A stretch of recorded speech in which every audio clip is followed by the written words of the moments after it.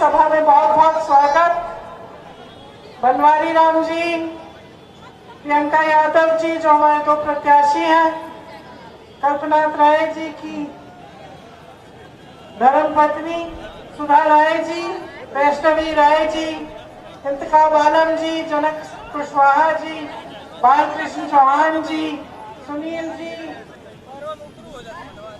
धर्मेंद्र कुमार जी, राजकुमार राय जी, संजय यादव जी, राजू फरूखी जी, संजय सिंह जी और वीरेंद्र कुशवाहा जी, आप सबका भी इस सभा में बहुत बहुत स्वागत।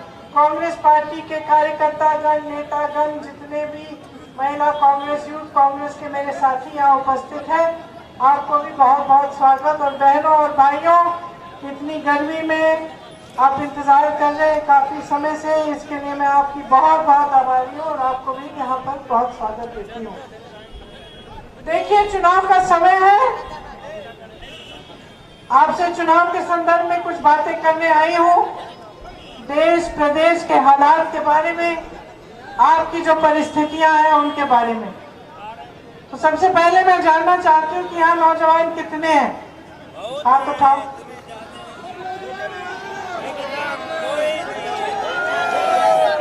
कितनों को रोजगार मिला है पिछले 5 सालों में? एक तो होगा, एक होगा, नहीं है। किसान कितने हैं? सब किसान हैं। कमा पा रहे हो आजकल? बुनकर कितने हैं?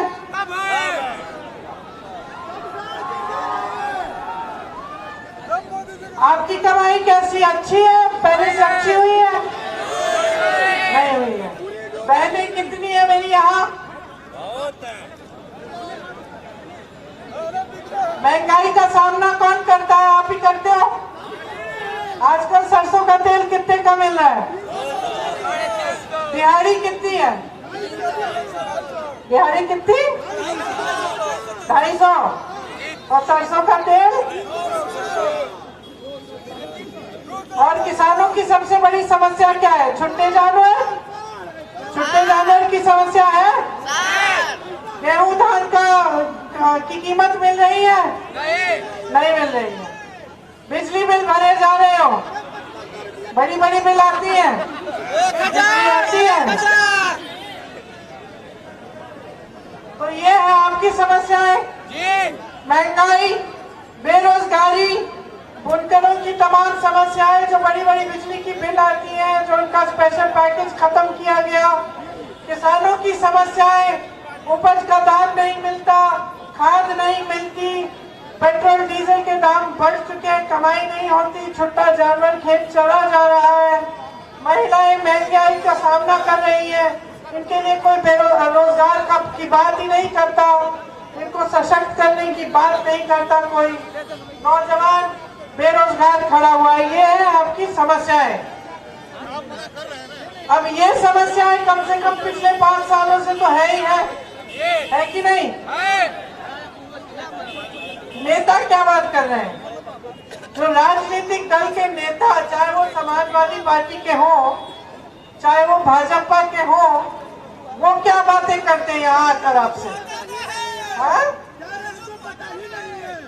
वो कहते हैं, बुलडोजर की बात करते हैं, आतंकवाद की बात करते हैं, पाकिस्तान की बात करते हैं, और क्या बात करते हैं? कोई कहता है कि हम गर्मी निकाल देंगे, कोई कहता है कि हम गर्मी निकाल देंगे, है ना? कोई आपकी भर्ती की बात कर रहा है, कोई आपकी खेती की बात कर रहा है, कोई आपको आगे बढ़ाने की बात कर रहा है? नहीं कर रहा ना।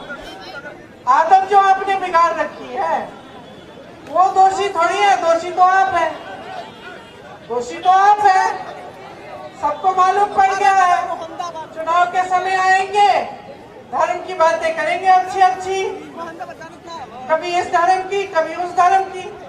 समाजवादी के नेताओं को मालूम है, धर्म की बात करेंगे आप, पूछ के आप उनको वोट दे दोगे, मालूम है ना?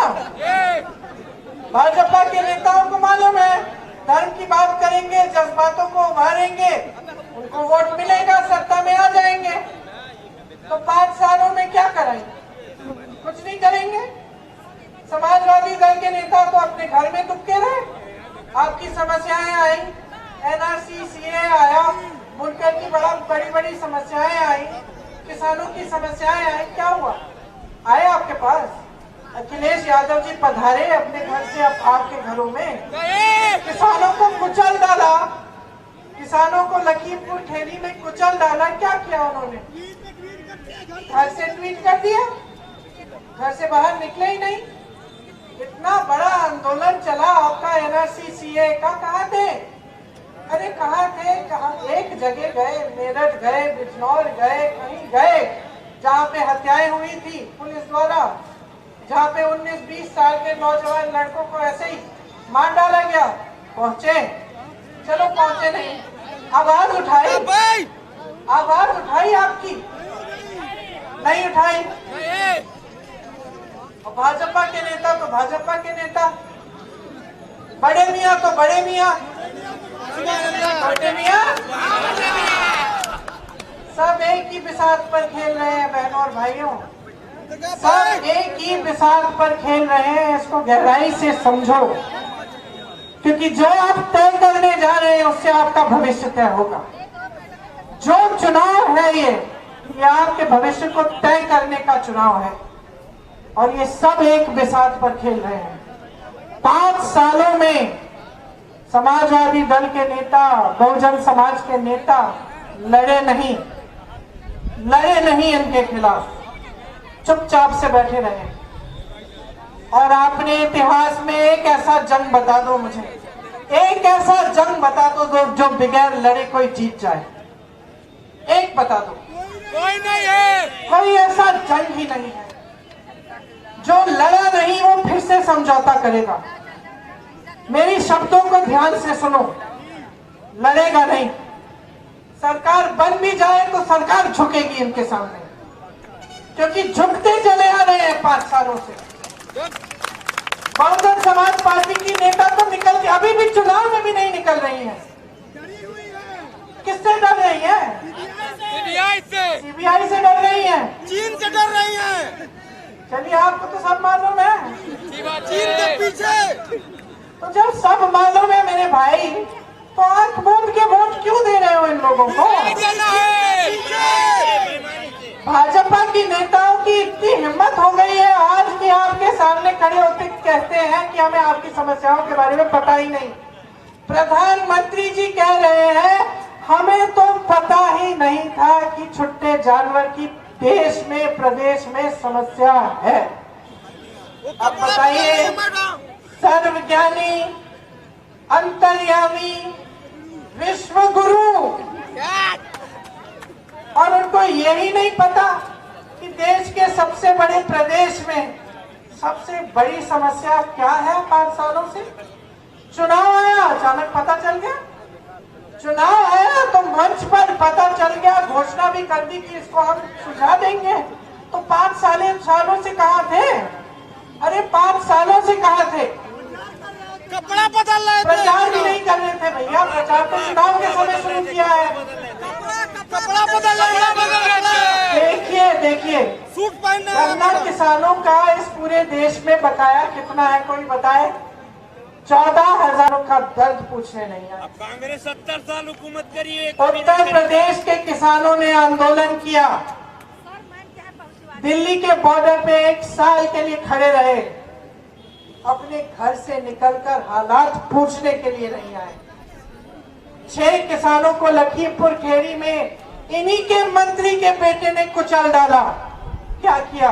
मंत्री को अपने साथ पर मंच पर खड़ा किया, मंत्री को अपने साथ मंच पर खड़ा किया और मंत्री के बेटे को जमानत दिलवाकर रिहा करवा दिया। यह है आपकी सरकार और यह है आपके नेता जिनको आप भगवान बना रहे हैं। समझ लीजिए, कोई नेता भगवान नहीं होता, सब नेता इंसान है। सब आपसे सत्ता ले रहे हैं उधार में, सबको आपने बनाया है। ये देश आपका है, उनका भी है लेकिन आपका है। सबसे पहले ये देश, इसकी सुरक्षा, ये जमीन, ये आपकी जमीन है। आपके पूर्वज लड़े हैं इस देश की आजादी के लिए। इस देश का किसान लड़ा है जो आज भगवान भरोसे छोड़ दिया गया है, जिसकी मेहनत की कमाई, जिसका खून पसीना ये बेचने के लिए इन्होंने योजना की है। जो कानून ये लोग ला रहे थे, इससे क्या होता? किसान मेहनत करता, किसान का खून पसीना और कमाता इनका उद्योगपति दोस्त। इनके उद्योगपति दोस्तों को इन्होंने पूरी देश की संपत्ति बेच डाली। BHEL, रेलवेज ऐसी बड़ी बड़ी संस्थाएं बेचने जा रहे हैं, कुछ बचा नहीं है। सारी संपत्ति इन बड़े बड़े उद्योगपतियों को बेचने जा रहे हैं। फिर कहते हैं रोजगार देंगे। कहां से लाएंगे रोजगार? अरे कहां से लाएंगे रोजगार? जब सारी संस्थाएं बेच डाली जो रोजगार बनाती थी, किसानों को खत्म कर डाला, खेती पे रोजगार नहीं बनेगी। बुनकर जैसे छोटे व्यापारियों को, छोटे दुकानदारों को खत्म कर दिया, वो रोजगार नहीं दे सकते। सरकारी पद आपने 5 सालों से खाली रखे हैं, 12 लाख सरकारी पद खाली है। भर्ती की प्रक्रिया इन्होंने धूमिल जानबूझ के की है। भर्ती की प्रक्रिया में भ्रष्टाचार जानबूझ के किया गया है, क्योंकि रोजगार नहीं देना चाहते। इनकी साजिश है, ये जनता को गरीब रखना चाहते हैं, अपने दोस्तों को अमीर बनाना चाहते हैं। आज इनके उद्योगपति दोस्त 1000 करोड़ रुपए एक दिन में कमा रहे हैं, बहनों और भाइयों, एक दिन में। और किसानों, आप 27 रुपए कमा रहे हो एक दिन में। एक दिन में 27 रुपए किसान कमाए और 1000 करोड़ रुपए इनके उद्योगपति दोस्त कमाए। ये सरकार चुनी है आपने। ऐसे नेता चुन रहे हैं जो सरकार के सामने लेट जाते हैं, झुक जाते हैं। बदलाव लाइए, समझ जाइए कि शक्ति किसकी है। ये लोकतंत्र है, ये तानाशाही नहीं है। आप अपना हक मांगते हो, आपको दबाया जाता है। आपका हक है। मोदी जी कहते हैं बहुत बड़ा एहसान कर लिया उन्होंने, आपको राशन के बोरे देके। खुद कहते हैं देश की जनता ने मेरा नमक खाया है। सुन लीजिए, शेम किस लिए? क्योंकि नमक खाते हैं नेता आपकी, वो भी नमक में आपका नमक खाते हैं नेता। और एक एक नेता को इस बात का एहसास होना चाहिए। ये एक नई परंपरा शुरू कर लिया अपने प्रदेश में, दशकों से चल रही है। सारे नेता जानते हैं 5 साल बाद आके आपके जज्बातों को उठाएंगे, गुमराह कर देंगे, जनता तो भोली भाली है, वोट मिल जाएगा, नहीं आ पार, तो फिर काम ही नहीं कर रहे हैं ना। नमक में अब आप देख रहे हो कि काम हो नहीं रहा है, आप देख रहे हो रोजगार मिल नहीं रहे हैं, आप कमा नहीं पा रहे हो, आपकी दुकानदारी खत्म हो रही है, यहाँ की महिलाएं सशक्त नहीं, असुरक्षित हैं, सब कुछ देख रहे हो। चुनाव आता है, इनकी बातों में फिर से गुमराह हो जाते हो, इनके जाल में फंस जाते हो और कोई समाजवादी को, कोई भाजपा को, कोई बसपा को अपना वोट देके फिर से अपने प्रदेश को खाई में डाल देते हो। शाबाश, बिल्कुल मत दो, देना नहीं है, बिल्कुल मत दो, अपना हक मांगो। नमक खिलाए बालू। ये रोजगार, ये तुम्हारा हक है, महिलाओं का हक है, नौजवानों का हक है। आपको उपज का दाम मिलना चाहिए, ये आपका हक है। बुनकरों को स्पेशल पैकेज और रेट मिलनी चाहिए बिजली की, आपका हक है। सरकार का कर्तव्य है कि आपको सशक्त बनाए। सरकार आपको निर्भर बना रही है, जानबूझकर आपको निर्भर बना रही है। वो चाहते हैं कि उस राशन के बोरे के लिए आप धन्यवाद दें उन्हें। आप कहें कि मोदी जी ने हमें राशन का बोरा दे दिया, बहुत एहसान कर दिया। चाहते हैं, क्योंकि जब तक आप निर्भर रहोगे उनके राशन के बोरों पर और उनके चंद रुपयों पर, जो वो हर महीने चुनाव के पहले थोड़ा तेजी से देते हैं और चुनाव के बाद देते भी नहीं, जब तक आप निर्भर रहोगे तब तक आपका इस्तेमाल करना आसान होगा। प्रियंका गांधी जिंदाबाद। तब तक इन नौजवानों में जो यहाँ पे सब खड़े हैं, इनमें गुस्सा होगा, इनमें रंज होगा, इनके अंदर दुख होगा, निराशा होगी। तब तक इनका इस्तेमाल करना बहुत आसान होगा। बहनों और भाइयों, जितने भी माँ बाप है नौजवानों को जानते हैं, मेरे भी बच्चे हैं 20-25 साल के, मैं भी जानती हूँ। बच्चा अगर काम नहीं कर रहा है, अगर व्यस्त नहीं है, अगर पढ़ाई नहीं कर रहा है, आलसी है, काम घर पे बैठा हुआ है, तो उसको फुसलाना, उसको गुमराह करना, उसका गलत काम करना बहुत आसान हो जाता है। जब व्यस्त रहता है, कमाता है, पढ़ाई करता है, तो बहुत मुश्किल होता है उसको गुमराह करना। तब तो अपने माँ बाप से सवाल उठाता है, सरकार कहाँ, नेता कहाँ? सब नेता जान गए हैं कि इन लोगों को शिक्षित कर दो, इनको अपने पैरों पे खड़ा कर दो, इनको सशक्त कर दो, सक्षम बना दो, तो सवाल उठेंगे कि हम विकास क्यों नहीं कर रहे हैं। समझ गए आप? देखिए, जब समस्याएं आपकी घर आती हैं, जब आपके घर में महंगाई आती है, तो क्या दरवाजे खटखटा के पूछती है कि भाई तुम किस धर्म के हो, आऊं कि ना आऊं? जब बेरोजगारी आती है, तो क्या पूछती है कि भाई तुम हिंदू हो या मुसलमान हो? अच्छा चलो मैं दूसरे घर में चले जाता हूँ। बेरोजगारी पूछती है? ये छुट्टा जानवर तो खेत चले जा रहा है, ये क्या पूछता है ये किसका खेत है? ओहो, इस जाति का खेत है, चलो मैं दूसरे खेत में चले जाऊं। पूछता है कि भाई किस धर्म, ये खेत किस धर्म का है भाई, किसका है ये खेत? अच्छा चलिए ये खेत छोड़े देते हैं, उस खेत में चलते हैं। चल लेता है ना तुम्हारे खेत। बेरोजगारी आ जाती है ना सबके घर, महंगाई आ जाती है ना सबके घर। ये तो नहीं है कि कोई कह रहा है कि एक घर में कम का आ रहा है गैस सिलेंडर, दूसरे में ज्यादा का आ रहा है। और विकास, जब सड़क बनती है तो उस पर लिखा होता है कि सिर्फ इस धर्म के लोग इस सड़क पे चलेंगे, नहीं लिखा ना। ये जो बिजली की तार है सब घरों में जा रही है, क्या ये रुक जाती है किसी धर्म के घर में? किसी के एक जाति के घर में रुक जाती कि भैया यहाँ तो बिजली नहीं दूंगी मैं? नहीं ना, सब जगह जाती है। तो समस्या है सारे धर्मों की, सारी जातियों की, उनका समाधान सारे जातियों के लिए, सारी धर्मों के लिए। तो भैया ये नेता बार बार धर्म की बात क्यों कर रहा है? ये नेता बार बार जाति की बात क्यों कर रहा है? ये विकास लाएगा तो सबके लिए लाना पड़ेगा, समस्याएं तो सबको हो रही है। ये तो अपने लिए कर रहा है ना, ये आपके लिए थोड़ी कर रहा है। ये तो अपने विकास की बात कर रहा है, ये तो अपनी सत्ता छीनने के लिए कर रहा है। इसको मालूम है, आपने इसकी बुरी आदत डाल दी। अब मैं यहाँ किस लिए आई हूँ? मैं आपसे कहने आई हूँ ये आदत तोड़ दो, खत्म कर दो इस परंपरा को।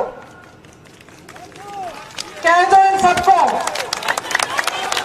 कह दो इन सबको।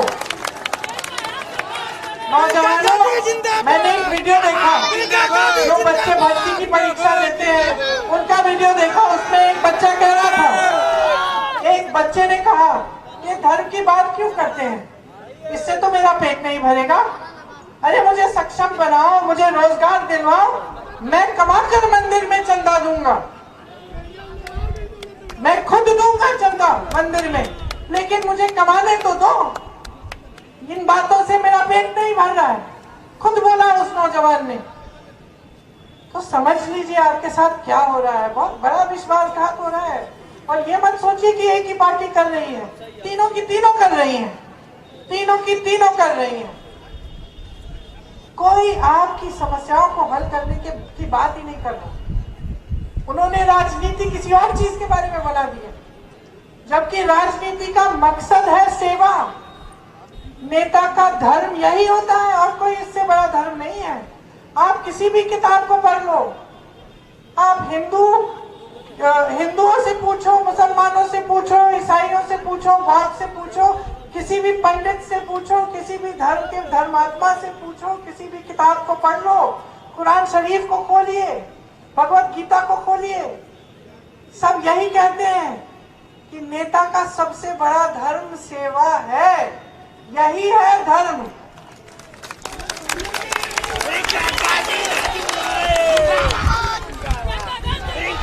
जो भूल गए हैं इस धर्म को, जो भूल गए हैं इस धर्म को, उनको सिखाइए, उनको जवाबदेह बनाइए।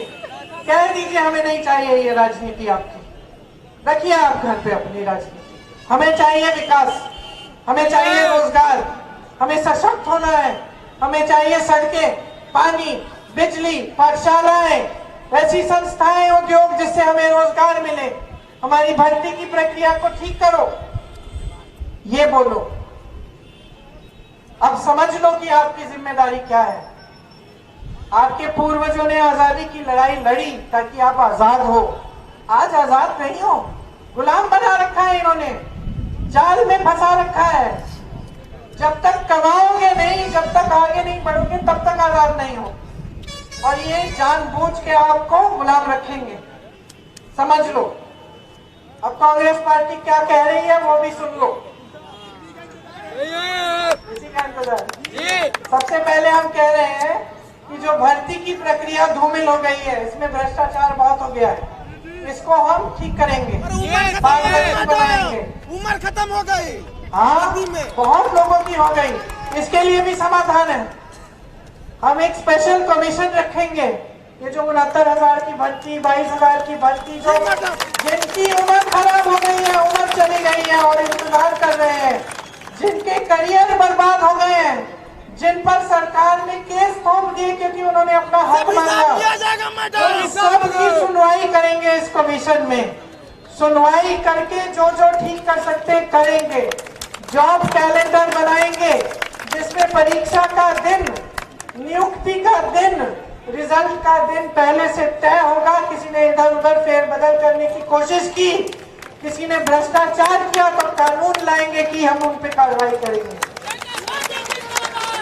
जो 12 लाख सरकारी पद, 12 लाख सरकारी पद खाली रखे इस सरकार ने आपको बोला 70 लाख नौकरी देंगे, 12 लाख तो पद खाली हैं, 4 लाख के एप्लीकेशन खोले हैं, 70 लाख नौकरी तो कहीं नहीं मिली किसी को भी।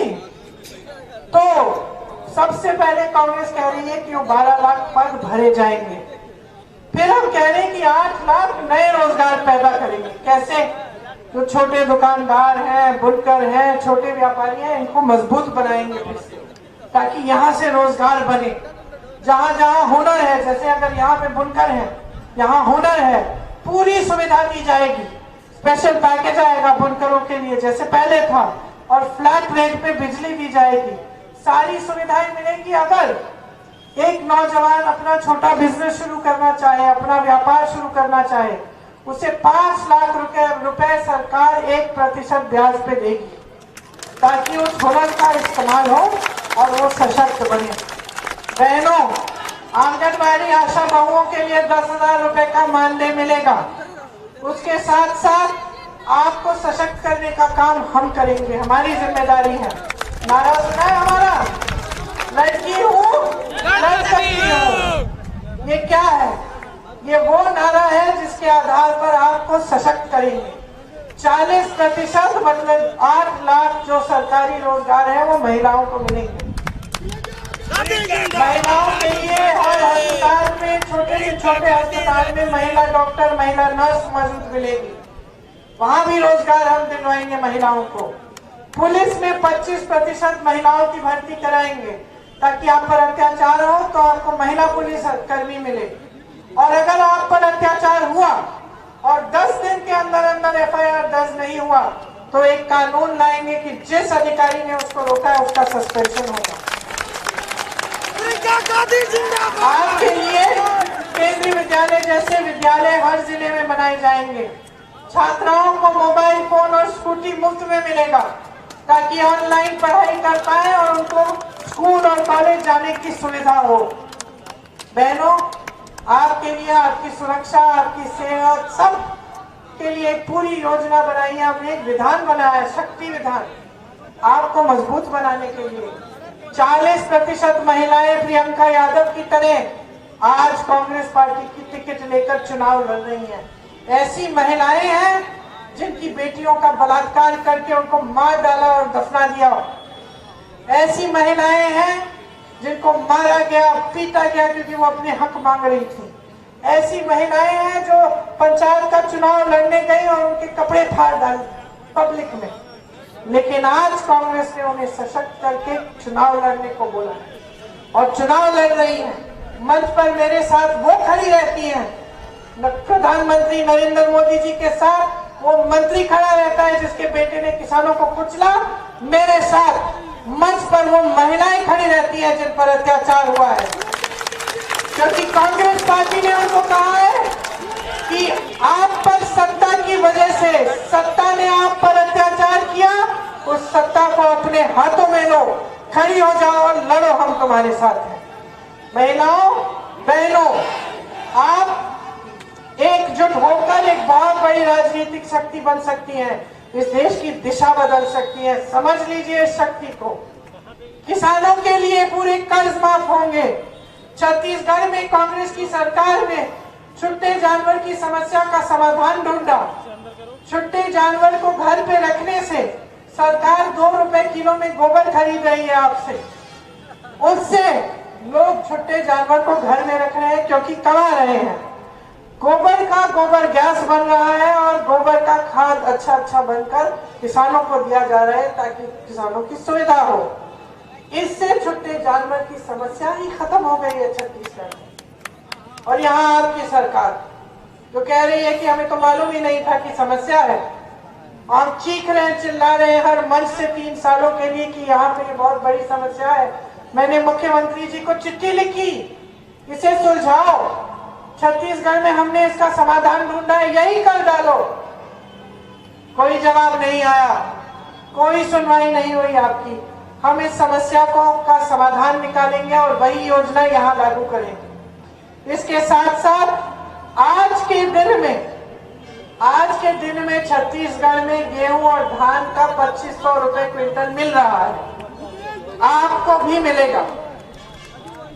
गन्ने के लिए 400 रुपए मिलेंगे।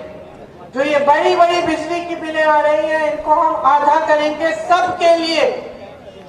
किसानों के कर्ज माफ होंगे, सबकी बिजली की बिल आधी होगी। और कोरोना के समय जो छोटे व्यापारी, जो लोग सबसे ज्यादा परेशानियों से का सामना जिन्होंने किया, उनके लिए हम जो कोरोना का बिजली का बकाया है वो साफ करेंगे। छुट्टे जानवर से जिसको नुकसान हुआ 3000 रुपए प्रति एकड़ का मुआवजा मिलेगा। 25,000 रुपए उन गरीब परिवारों को मिलेंगे जिन्होंने कोरोना की वजह से सबसे ज्यादा परेशानी झेली। ये सब योजनाएं हैं हमारी। इसके अलावा और भी योजनाएं हैं। भर्ती का विधान बनाया है हमने, उसको पढ़ो नौजवानों। अब वो दौर चले गया कि नेता आके खोखले भाषण दे, खोखली घोषणाएं करे। पढ़ो उस विधान को, देखो उसमें क्या कह रहे हैं, कहां से आएंगी तुम्हारी नौकरियां। शक्ति विधान को पढ़ो महिलाओं, ताकि आप भी जाने कि आपके लिए क्या करने की योजना है। उन्नति विधान को बाकी सब पढ़ो कि हम बुनकरों के लिए, हम दूसरे समाजों के लिए, हम अति पिछड़े लोगों के लिए, पिछड़े वर्ग के लिए, हम दलितों के लिए क्या करना चाहते हैं, आपको कैसे सशक्त बनाएंगे। क्योंकि ये देश आपका है, बार बार कह रही हूं, देश को बचाने का काम आपका है। सही नेता चुनो, नियत देखो नेता की, सही राजनीतिक दल को अपना वोट दो ताकि आपके देश प्रदेश में विकास आए। और घबराओ मत, इनकी तानाशाही से घबराओ मत, इनके बुलडोजरों से, इनकी बड़ी बड़ी बातों से मत घबराओ। कंधा से कंधा लगाकर आपके साथ लड़ने वाले ये सब बैठे हुए हैं, खड़े हुए हैं। हम इनके सामने कभी नहीं झुकेंगे, इनके साथ, भाजपा के साथ कभी समझौता नहीं करेंगे, कभी नहीं झुकेंगे। पुश्तों से हमारी लड़ाई इनसे है, हमारी विचारधारा अलग है इनसे। हम पूरे देश का विकास चाहते हैं। हम जानते हैं कि लोकतंत्र में सत्ता पब्लिक की होती है, हमारी और इनकी विचारधारा विपरीत है। हम इनके सामने कभी झुक नहीं सकते और कभी झुकेंगे नहीं। जान चले जाए हम कभी इनके साथ समझौता नहीं। जिंदाबाद। ये इसीलिए इनकी सबसे बड़ी लड़ाई हमसे है, क्योंकि ये जानते हैं सबको झुका सकते हैं। एजेंसियां लगाएंगे, केस लगाएंगे, कुछ भी करेंगे, सब झुक जाएंगे।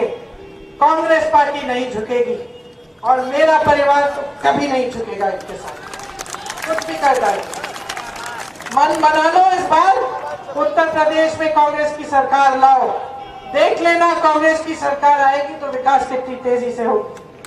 आप आगे बढ़ोगे, आपके हित में सरकार आएगी। यही बातें करने के लिए मैं यहाँ आई थी। आपने बहुत ध्यान से सुना, अपने मन में रखो ये बातें, याद करो इनको जब वोट देने जाओगे, क्योंकि अगर आपने गलत निर्णय किया तो फिर से आपका प्रदेश उसी खाई में रहेगा। 5 साल और भुगतोगे, कोई आपकी सुनवाई नहीं होगी। सिर्फ चुनाव के समय बड़ी बड़ी घोषणाएं सुनोगे, बड़ी बड़ी धर्म की जाति की बातें करेंगे ये नेता, और फिर से खुद आगे बढ़ेंगे, आपको पीछे छोड़ देंगे। तो आपको बहुत बहुत धन्यवाद। जय हिंद, जय हिंद।